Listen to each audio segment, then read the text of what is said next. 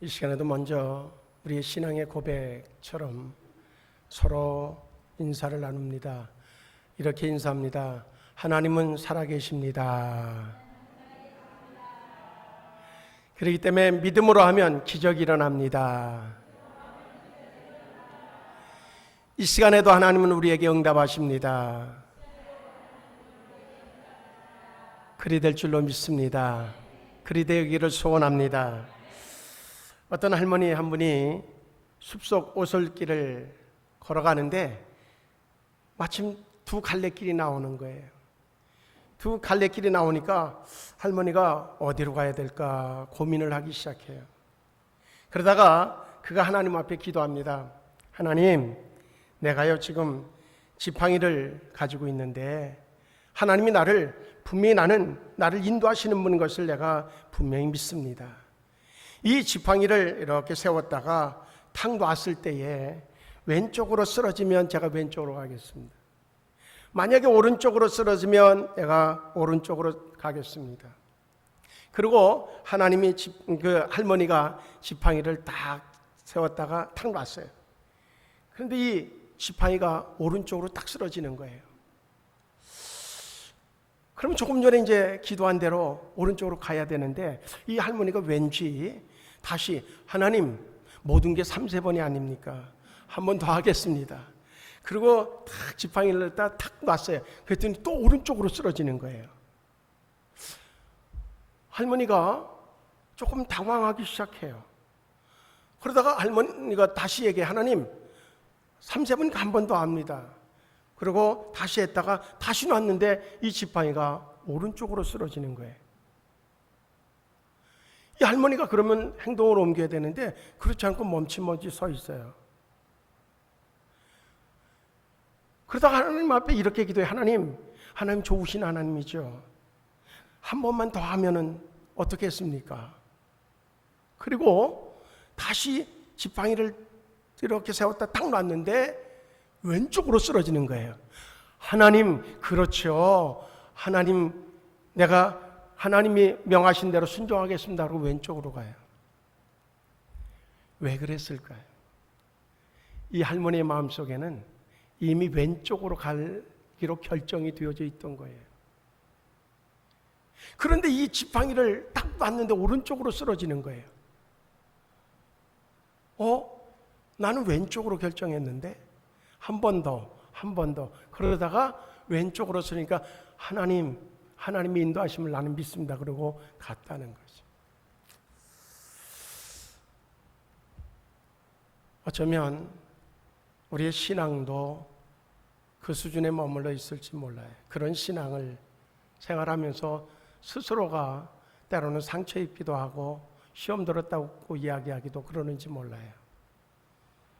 요즘 사회를 이렇게 보면서 우리 사회가 이 할머니하고 다를 바가 없지 않은가 하는 생각을 갖기도 해요. 왜 그런가 하면 자기가 정해놓은 마음, 자기가 정하고 소속되어진 진영, 그쪽의 논리에 무조건 동일하게 따르는 것만이 그것이 정의라고 생각하는 그러한 생각들이 팽배해 있어요. 진영 논리가 그래서 뭔가 첨예하게 비슷할 때는 머리 터지게 싸우는 거예요. 그렇지 않고 한쪽으로 치우치게 되어지면 그저 무조건 그것이 옳으냐 그르냐를 따라서 그쪽 진영이기 때문에 따라가는 거예요. 결과는 어떻게 될지 모르지만 어찌 보면 참으로 한심스러운 모습들이 너무 많이 있지 않은가. 요즘에 잘 사용되어지는 단어가 하나 있습니다. 그 뭐냐면 내로남불이라고 하는 단어예요. 그게 왜 그렇게 유행처럼 번져야 될까? 그것이 어쨌든 서로가 자기의 옳음을 주장하기 위해서 자기의 주장을 내세우기 위해서 사용하는 단어지만 그 단어가 많이 사용되어진다고 하는 얘기는 그 사회가 썩었다는 얘기입니다. 그 사회가 어두워졌다는 얘기를 대변해주고 있어요. 이 사회에서 언제나 그 단어가 좀 사라질 수 있을까? 그리고 유력한 정치인의 한마디는 모든 사람들이 따라도 끝이 좋을 수밖에 없는, 그것을 위하여서는 나를 헌신해도 괜찮다고 여겨질 수 있는 그런 사회는 언제나 올까, 그런 생각을 가져보게 되어져요. 코로나19 시대를 우리가 살아가면서 더더군다나 더 그러한 모습들을 보게 되어지죠. 지난 주일날 다니엘서 6장 10절의 말씀을 통하여서 다니엘이 정말로 한번 고개를 숙이고, 그리고 또한 그가 행했던 기도를 그저 방법을 바꾸든지 아니면 잠시 한 달이니까 한 달 동안 멈추면은, 그러면 생명을 잃는 일이 벌어지지 않을 수 있는 상황임에도 불구하고, 이미 자기를 표적으로 삼는 것을 이미 알고 있음에도 불구하고 그는 이전과 동일하게, 어제와 동일하게 그저 집으로 돌아와서 예루살렘 쪽의 창문을 열고, 그리고 그는 두 손을 들고 하나님 앞에 기도하기를 멈추지 않았던, 그리고 그 세 친구들은 그렇게 되어질 경우 이제 불못불 속에 들어가고 다니엘은 사자굴 속에 들어간다고 하는 사실을 알매도 불구하고, 정말 하나님께서 도와주실 것을 신뢰하지만 그렇지 않는다고 할지라도, 하나님이 도와주지 않아서 그 불못불에 들어가서 죽음을 만난다고 할지라도 우리는 하나님을 배반할 수 없다고 고백했던 그 고백의 말씀을 나눴습니다. 만일 그런데 내가 그 상황이었었다고 하면 나는 어떻게 할까라고 하는 물음을 제가 지난주에 던졌습니다.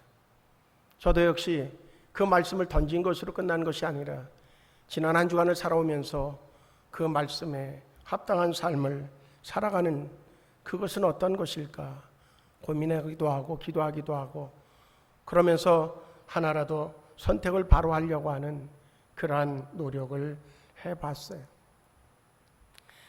요즘에 우리에게는 정말 혼돈스러운 모습들이 많이 있습니다. 어떻게 보면 해프닝으로 끝난 하나의 사건이 지난 한 주간에 있었어요.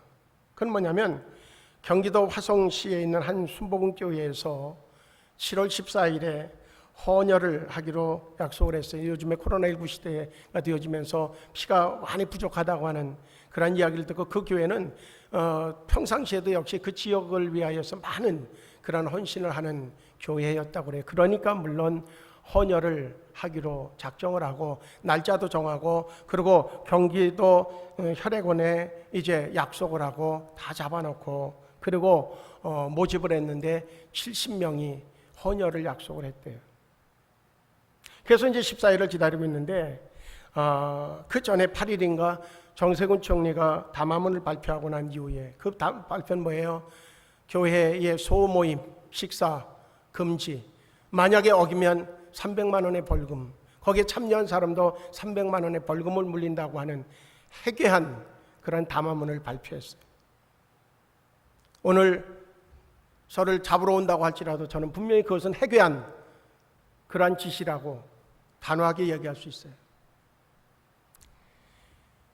그 담화문이 발표되고 난 이후에 경기혈액원 관계자가 그 교회에 전화를 했대요. 뭐라고 전화를 했는가 하면, 처음엔 교회 주차장이 넓어서 교회에 그 헌혈차가 와서 헌혈을 하기로 했는데, 그 혈액원 관계자가 전화 오기를 교회에서 교회 이름으로 헌혈을 할 수 없습니다. 왜 그런가 하면 그것은 소모임이기 때문에. 그러니 주민센터 같은 데 장소를 빌려서, 그것도 그 교회의 이름이 아닌 개인의 이름으로 개인이 헌혈을 하는 것으로 해 주시지 않으면 할 수가 없습니다. 그렇게 통보가 왔대요. 사모님이 전화를 받았는데 사모님이 너무너무나 황당해가지고, 아니 교회에서 헌혈을 하면 왜 안 되는 겁니까? 주민센터에서 하면은 괜찮고 교회에서 하면은 안 된다고 하는 이야기의 근거가 뭡니까? 그것은 교회의 소모임이기 때문입니다. 너무 황당해서 다시 질의를 했대요. 동일한 대답. 그러고 나서 이제 나중에 수습이 잘 돼서 7월 14일에 그 교회에서 헌혈차가 와서 헌혈을 했다고 그래요. 참 한심한 모습이기도 해요. 구리시에서는 교회에 예배 드리는데 그 규칙을 지키지 않아요. 지금처럼 우리 교회는 아주 백발백중이에요. 마스크를 안 쓴 사람이 있으면 사진을 딱 찍어서 고발하면 고발 포상금 제도를 구리시에서는 발표를 했어요. 시에서. 누구든지 가서 교회 가서 사진을 딱 찍어가지고 뭐든지 어쨌든 거리라든지 뭐든지 발견되는 게 있으면 신고하라는 거예요. 그러면 신고 포상제. 제가 이렇게 하니까 좀 마스크들 쓰니라고 그러는데 어차피 우리는요 제가 안 썼기 때문에 걸릴 수밖에 없어요. 목사님도 마스크를 안 쓰고 설교를 하면 걸리는 거예요.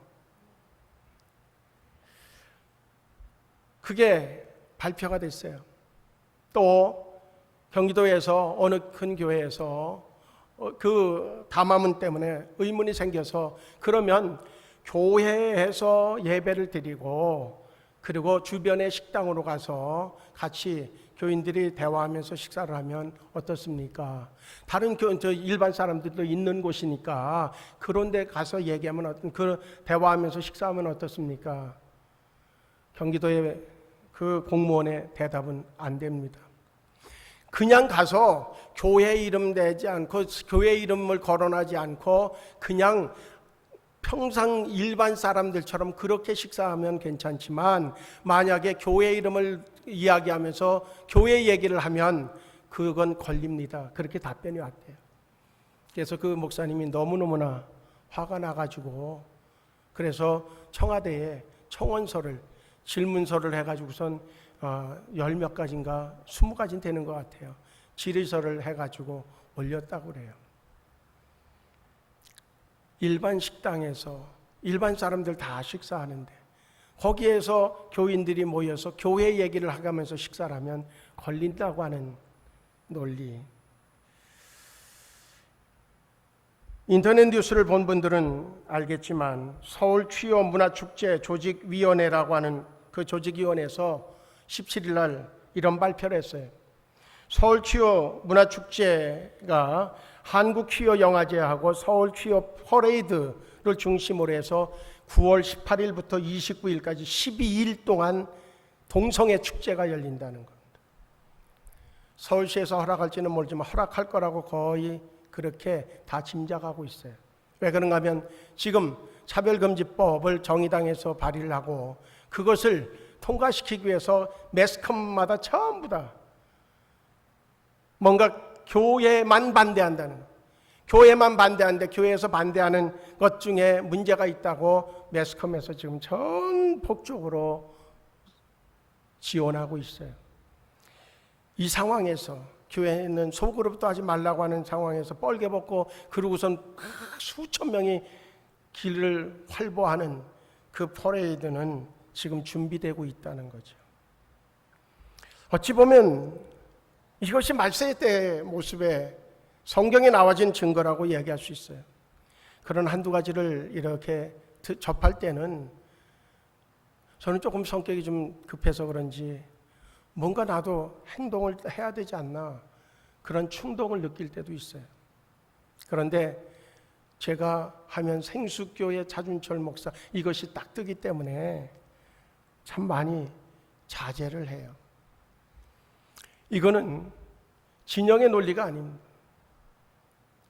목회자들이 그러는 것은 진영의 논리를 얘기하는, 목회자들 중에서도 역시 동성애법, 그 차별금지법을 통과시키자고 하는 부류들이 있어요. 오늘 그런 시대를 우리가 살아가면서 정말 어떤 것이 옳은지 참 분별하기 힘든 순간순간들이 우리에게 많이 있습니다. 그래서 오늘 본문 예레미야서 42장 1절로 12절에 나와지는 말씀을 통해서 제목을 하나님에게 길을 물어야 할 때입니다 라고 하는 제목으로 말씀을 붙였어요. 오늘 본문에 나와지는 예레미야서 42장의 상황은 이스라엘 민족들에게, 유다 백성들에게는 참으로 정말로 고민스러운 상황이었어요. 예레미야 선지자는 이스라엘 역사상에서 가장 험난했던 시기를 살았던 예언자였습니다. 조국 유다가 바벨론에 의해서 멸망당했어요.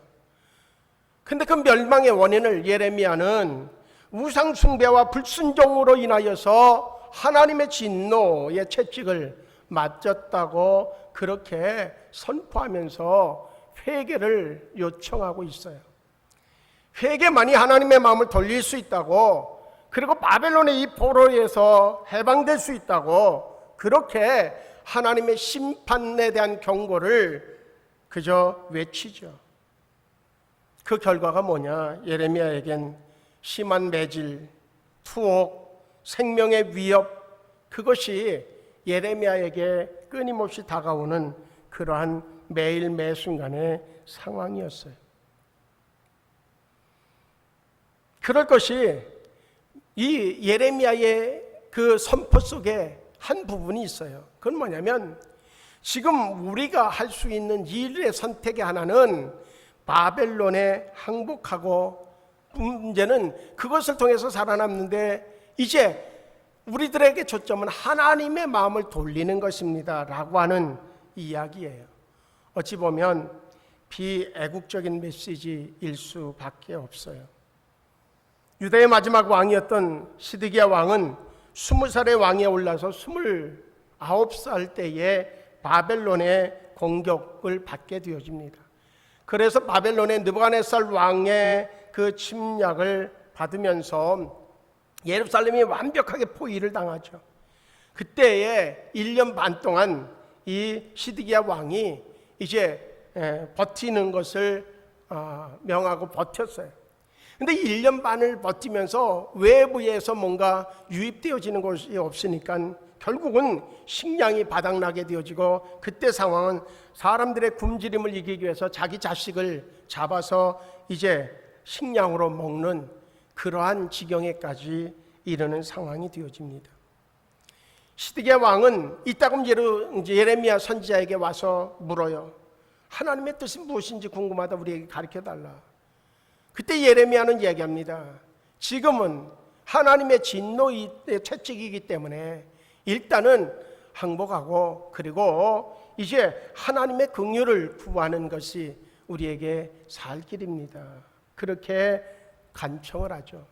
그럼에도 불구하고 시드기야 왕은 이제 그 얘기를 듣지 않고 하나님이 말씀하시는 대로 따르겠다고 그렇게 이야기하면서 예레미야에게 하나님의 뜻을 묻기는 묻지만, 그러나 그의 마음속에는 그것을 받아들일 마음이 되어지지 않아서 결국은 성벽은 무너지고 31살 때에 그는 이제 포로로 잡혀가는 그런 위기를 만나게 되어집니다.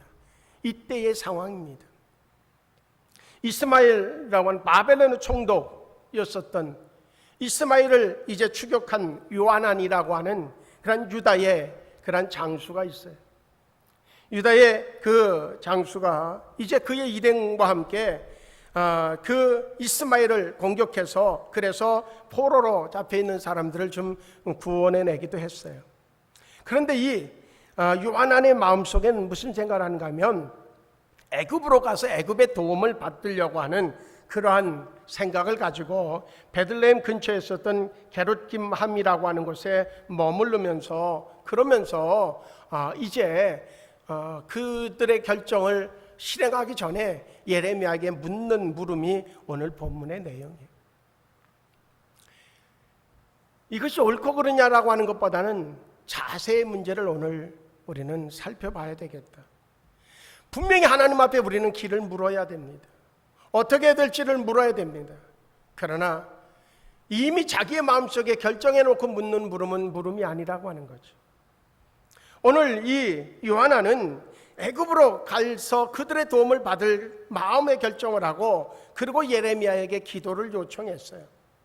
오늘 3절의 말씀을 통해 보면 그렇게 얘기하죠. 당신의 하나님 여호와께서 우리가 마땅히 갈 길과 할 일을 보이시기를 원하나이다. 그러면서 이제 그 어떠한 응답이 오든 간에 그대로 우리가 행할 것에 대한 약속을 6절에서 이야기하죠. 우리가 당신을 우리 하나님 여호와께 보내면 그의 목소리가 우리에게 좋든지 좋지 않든지를 막론하고 순종하려 함이라. 우리가 우리 하나님 여호와의 목소리를 순종하면 우리에게 복이 있으리이다 하니라. 그렇게 뭔가 말은 그렇게 하게 되어지죠. 그래서 이제 예레미야가 하나님 앞에 기도하고 응답받은 것을 전달하게 되어집니다. 그 전달한 것이 10일 후에 7절부터의 말씀이에요. 10일 후에 여호와의 말씀이 예레미야에게 임하였고 그가 이제 요한에게 가서 그리고 사람들 다 불러 모아서 그 내용을 전달합니다. 그 내용은 뭔가 하면 너희가 나를 보내어 너희의 간구를 이스라엘의 하나님 여호와께 드리게 하지 아니하였느냐. 이렇게 하나님이 말씀하셨다. 너희가 이 땅에 눌러 앉아 산다면 내가 너희를 세우고 헐지 아니하면 너희를 심고 뽑지 아니하리니 이는 내가 너희에게 내린 재난에 대하여 뜻을 돌이킴이라. 그렇게 말씀하시면서 이제 너희가 머무를 것을 그렇게 애굽으로 가지 말고 머무를 것을 결정했다고 하나님의 뜻을 전달합니다. 그런데 결과는 어떻게 돼요? 그 이야기를 이제 듣기는 들으면서도 그들이 결정한 애굽으로의 그런 방향을 향해 가고 있다고 하는 거죠. 기도는 분명히 하나님의 뜻을 묻는 것입니다. 내 마음대로 이미 결정해 놓고 그것을 이루어 달라고 하나님 앞에 요구하는 것이 기도가 아니라 내가 어떤 결정을 했든 상관없이 하나님이 뜻하시는 대로 명령하시는 것에 나는 그것을 그대로 내게 좋든지 나쁘든지 상관없이 하나님의 말씀대로 순종하겠습니다 라고 하는 것이 기도하는 자의 자세라고 하는 거예요. 미국의 역대 대통령 중에 부시라고 하는 이름을 가진 두 사람이 있습니다. 한 분은 아버지와 아들 사이죠. 미국의 41대 대통령 1989년에 대통령이 되신 조지 허버트 워커 부시, 그는 아버지죠. 그의 아들은 43대의 조커 워커 부시 대통령이에요. 이제 아들이 대통령에 출마했다고 하는 소식을 듣고 아무래도 이제 기도하겠죠. 어느 날 아버지가 주일 예배를 이제 드리고 교회 예배당을 나올 때에 기자가 대기하고 있다가 아버지 부시에게 물었어요. 혹시 오늘 예배를 드릴 때에 아들 부시가 대통령에 당선되게 해달라고 하나님 앞에 기도하셨습니까? 그렇게 물었어요. 그때의 아버지 부시가 이렇게 대답했다고 그래요. 아니요. 저는 우리 아들이 대통령에 당선되게 해달라고 기도하지 않고 하나님의 뜻대로 되기를 위하여서 기도했습니다. 그렇게 얘기했다는 것. 우리가 하나님에게 길을 물어야 되는 이유는 명확합니다. 그분이 우리의 아버지요, 우리의 인도자요, 그분이 우리의 피난처요, 그분이 나보다 더 나를 더 잘 아시는 분이라고 하는 사실을 확신하기 때문입니다. 세상에는 두 종류의 그리스도인이 있다고 얘기합니다. 첫째 그리스도인은 자신의 뜻대로 모든 것을 다 결정해 놓고 하나님이 도와주기를 바라는 그리스도인이 있어요. 자기의 뜻을 다 자기가 정해놓고 그 뜻을 이루기를 위해 이루어질 수 있도록 도와주시기를 구하는 그리스도인이 첫 번째 그리스도인이에요. 두 번째 그리스도인은 뭔가 하면 무엇인가를 결정하기 이전에 하나님의 뜻을 묻고 자신이 하고자 하는 일이 하나님의 뜻에서 벗어난 것은 아닌가 점검하는 그리스도인이 있다는 겁니다. 우리는 어느 쪽입니까? 때로 우리가 결정해 놓고 기도했는데 하나님이 그 반대적인 응답을 주신다고 하면 여러분들은 어떻게 하시겠습니까? 분명히 우리는 입으로 그렇게 이 요한과 같이 정말로 그의 부하들과 같이 이야기합니다. 어떤 것이 하나님의 뜻이다, 하나님이 내게 말씀하시는 그것이 하나님의 뜻이라고 하면 그 뜻대로 나는 무조건 순종하겠습니다 라고 고백은 할지 모릅니다. 그러나 실제적으로 우리의 삶에 우리의 상황들이 내가 결정한 대로 진행되어지지 않으면 우리는 하나님의 뜻을 거슬리는 그 앞부분에 이야기한 그 할머니처럼 한 번, 두 번, 세 번 자기 뜻이 관철되어질 때까지 기도만 하는, 그리고 어쩌다가 정말 그 의도했던 대로 되어지면 그것이 하나님의 뜻이었다고 그렇게 진행하다가 결국은 하나님의 뜻과 반대편으로 향하고 있는 그런 어리석은 그리스도인의 모습이 우리의 모습은 아닌가, 그런 생각을 좀 해봐야 되겠다 하는 거죠. 하나님에게 우리는 뜻을 물어야 합니다. 왠가 하면 하나님은 우리의 주인이시기 때문에 그렇다는 거죠. 우리는 요한과 같은 그러한 잘못된 그러한 물음을 묻는 기도의 사람은 결코 되지 않기를 주의 이름으로 축복합니다. 우리 옆에 분들하고 이렇게 인사합니다. 우리 바로 기도하는 자가 됩시다. 그러면서 이렇게 인사해. 우리는 하나님의 뜻을 묻는 기도자가 됩시다. 사무엘상 23장 1절로 29절의 말씀을 보면 이런 내용이 나와요. 하나님의 뜻을 묻는 다윗을 소개하고 있어요. 다윗이 그의 많지 않은 식솔들과 함께 아들람 굴에서 생활할 그때의 이야기입니다. 그때에 사무엘상 23장 1절의 말씀을 보면 어떤 사람이 다윗에게 찾아왔어요. 그래서 다윗에게 요청을 합니다. 블레셋 사람들이 그 일날을 공격해서 1년 동안 농사를 지어놓은 것을 다 빼앗아갔습니다. 그러니 우리를 도와서 이 고통에서 좀 벗어나게 좀 해달라고 그렇게 다윗에게 피시내에 있는 다윗에게 찾아와서 요청을 해요. 그때 하나님 앞에 다윗이 기도합니다. 하나님, 블레셋을 칠까요 말까요? 그때 하나님이 다윗에게 응답하셨어요. 쳐라, 내가 이기게 해주겠다. 그런데 3절에 가보면 그 이야기를 이제 그 같은 식솔들에게 이야기했더니 그 부하들이 다 하나같이 반대를 해요. 그랬더니 다윗이 다시 4절에 갔더니 다시 하나님 앞에 뜻을 물어요. 하나님, 블레셋을 칠까요 말까요? 그랬더니 그때도 또 역시 하나님은 동일하게 얘기해요. 쳐라, 내가 이기게 해주겠다. 다윗은 함께한 사람들을 하나 둘씩 설득해 가면서 결국 하나님의 말씀대로 이제 블레셋을 침략하게 되어지죠. 공격하기 시작해요. 결국은 이제 그 싸움에서 하나님이 약속하신 대로 승리하게 되어지고 모든 것들을 다시 돌려놓는 그러한 정말 승리를 기록해 놓고 있어요.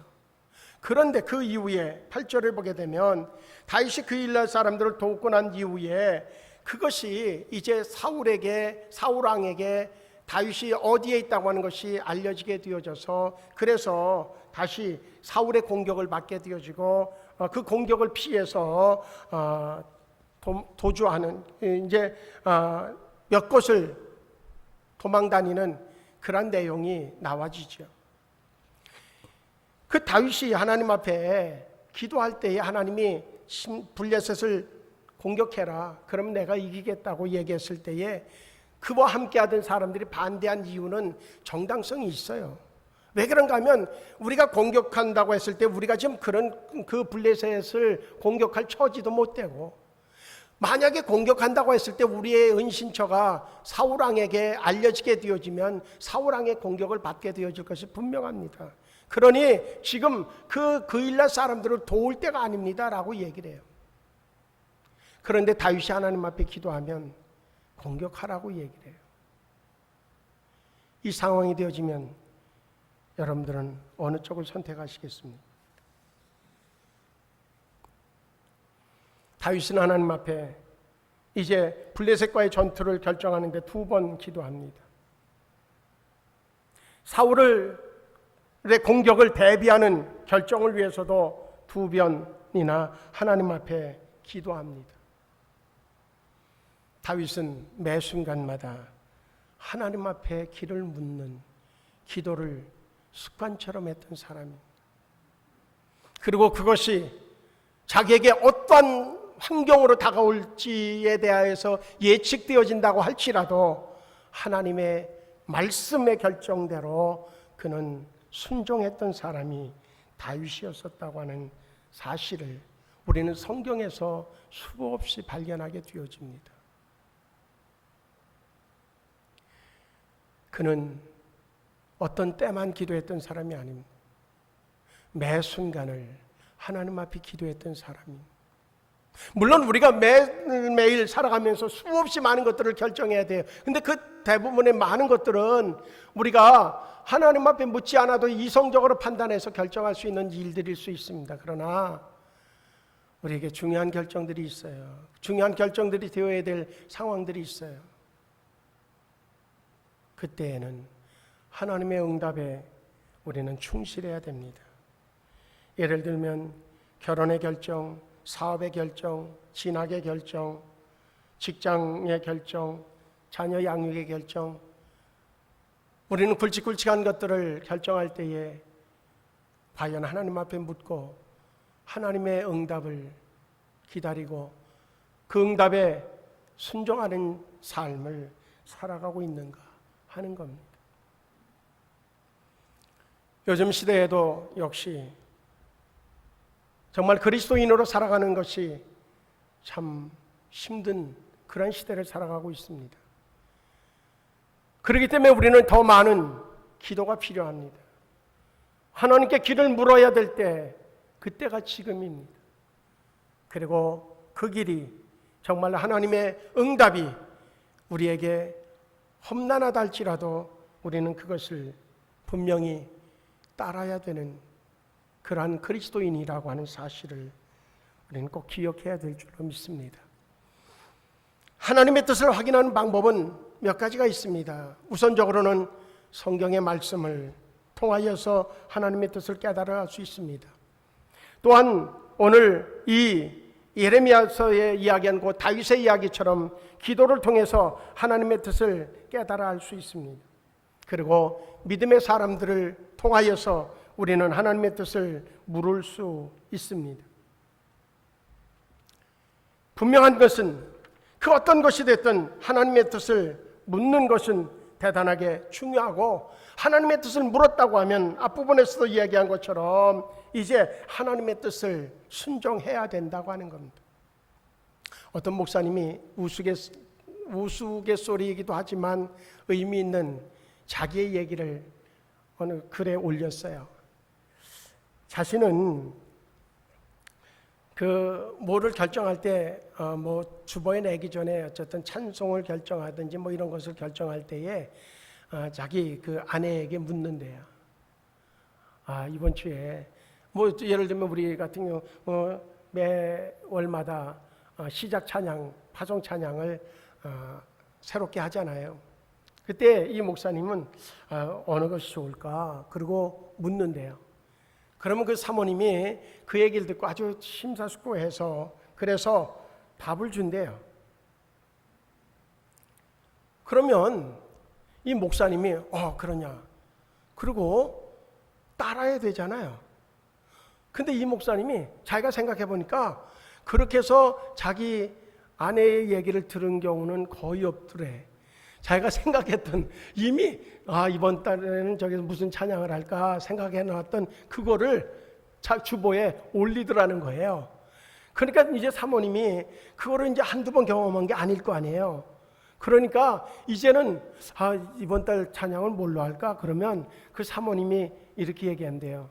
당신은 어떤 찬양을 생각했는데? 그렇게 묻는데, 그러면 목사님이 자기도 모르게 자기가 생각했던 찬양을 얘기하면 그럼 그걸로 하세요. 그런데 왜? 말해봐야 소용이 없다는 거잖아요.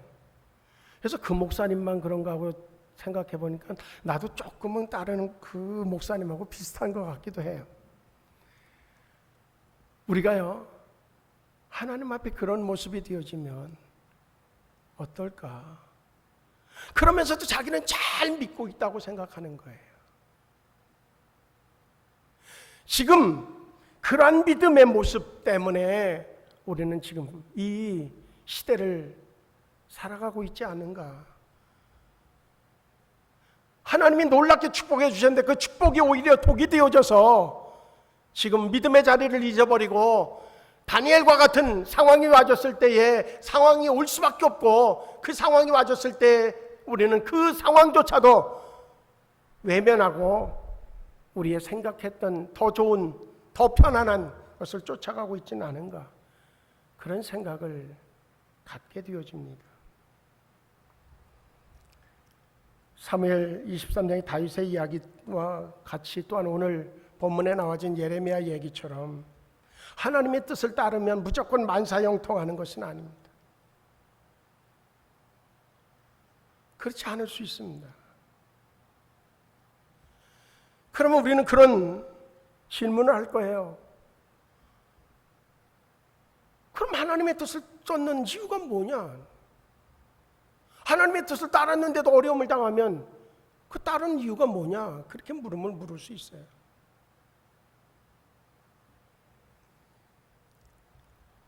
이 확신이 없으면 우리는 그 물음에 스스로가 시험에 걸릴 수 있습니다. 하나님은 결국 우리를 좋게 하시는 분이라고 하는 확신입니다. 하나님은 결국은 우리를 승리케 하시는 분이라고 하는 확신이 없으면 우리는 그 물음 앞에 주저앉을 수 있습니다.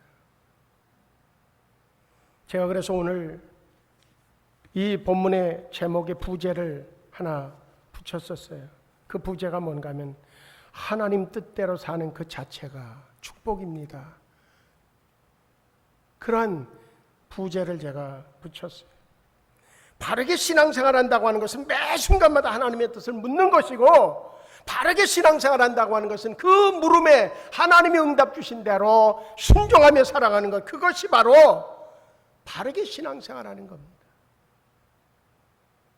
그 말씀대로 순종했더니 어려움이 다가와지고 손해가 보여졌다. 그렇다 할지라도 그 하나님의 뜻대로 살아가는 것, 그것이 바로 바르게 신앙생활하는 것이라고 하는 사실을 우리는 꼭 기억했으면 좋겠다 하는 겁니다.